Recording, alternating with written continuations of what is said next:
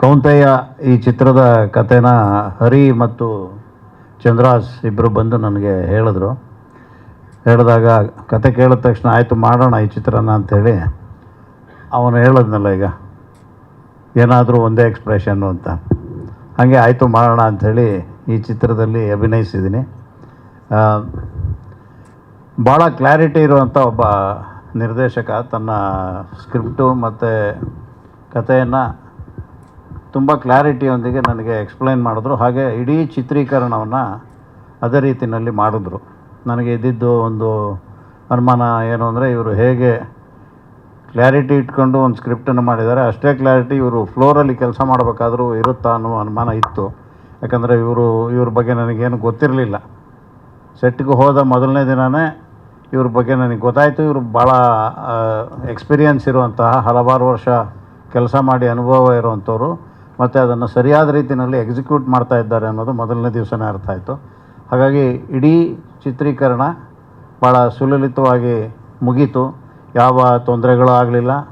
ಅದು producer point of ವ್ಯೂಯಿಂದನೂ Suresh Kumar producer ಅವರು ತುಂಬ ಹೆಲ್ಪ್ಫುಲ್ಲಾಗಿ ಇದಕ್ಕೆ ಚಿತ್ರಕ್ಕೆ ಏನೆಲ್ಲ ಅಗತ್ಯತೆಗಳಿದ್ದಾವೆ ಅಗತ್ಯವನ್ನೆಲ್ಲವನ್ನೂ ಭಾಳ ಉತ್ಸಾಹದಿಂದ ಪೂರೈಸಿದ್ದಾರೆ. ಹಾಗೆ ಜೊತೆಗೆ ಭಾಳ ಇಂಟ್ರೆಸ್ಟಿಂಗ್ ಅಂದರೆ, ಅವ್ರು ಇಡೀ ದಿನ ನಮ್ಮ ಜೊತೆ ಇರ್ತಿದ್ರು.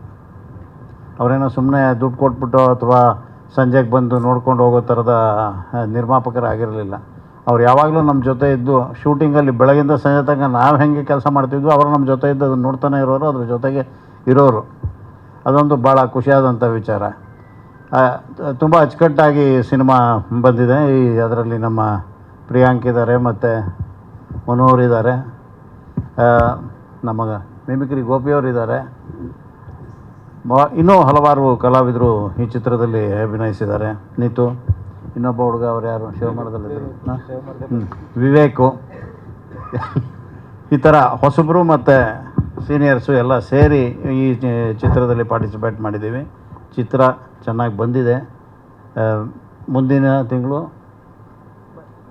ಅದರ ಮುಂದಿನ ತಿಂಗಳು ನವಂಬರ್ ತಿಂಗಳಿಗೆ ಚಿತ್ರ ತೆರೆಗೆ ಬರ್ತಾಯಿದೆ. ನಿಮ್ಮೆಲ್ಲರ ಸಹಕಾರ ಈ ಚಿತ್ರಕ್ಕಿರಲಿ. Thank you.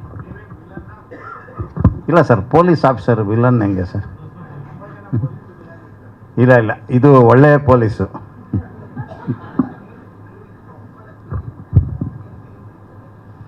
ಕತೆ ಚೆನ್ನಾಗಿದೆ. ಇಡೀ ಆ ಪಾತ್ರ, ನಾನೇನು ಈ ಚಿತ್ರದಲ್ಲಿ ನಿರ್ವಹಿಸಿದ್ದೀನಲ್ಲ ಆ ಪಾತ್ರ, ಅದು ಒಂದು ರಿಟೈರ್ಮೆಂಟ್ ಸ್ಟೇಜಿಗೆ ಬಂದಿರೋವಂಥ ಒಬ್ಬ ಪೊಲೀಸು ತನಗೆ ಆ ಹಂತದಲ್ಲಿ ಬರುವ ಚಾಲೆಂಜನ್ನು ಹೇಗೆ, ಆ ಸವಾಲನ್ನು ಸ್ವೀಕರಿಸಿ ಅದನ್ನು ಹೇಗೆ ಗೆಲ್ತಾನೆ ಅನ್ನೋದು ಕೂಡ ಆ ನನ್ನ ಟ್ರ್ಯಾಕ್ನಲ್ಲಿ ಇದೆ. ಹಾಗಾಗಿ ಇದು ಇಂಟ್ರೆಸ್ಟಿಂಗ್ ಅನ್ನಿಸ್ತು, ಹಾಗಾಗಿ ಒಪ್ಕೊಂಡೆ.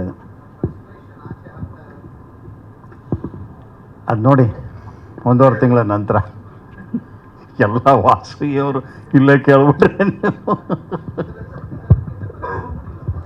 ಇಲ್ಲ, ಇದೆ ಅಷ್ಟೆಲ್ಲ ಗಾಬರಿ ಆಗೋಂಥದ್ದೇನಿಲ್ಲ, ಗಾಬರಿ ಪಡಿಸೋದಿಲ್ಲ, ಇನ್ನೂ ಎಂಗೇಜಿಂಗ್ ಆಗಿಡುತ್ತೆ.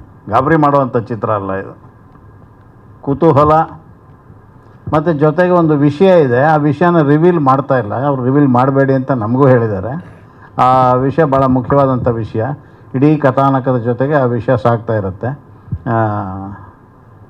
ಇದನ್ನೆಲ್ಲವನ್ನು ಚಿತ್ರ ತೆರೆಗೆ ಬಂದ ಮೇಲೆ ನೋಡಬೇಕು.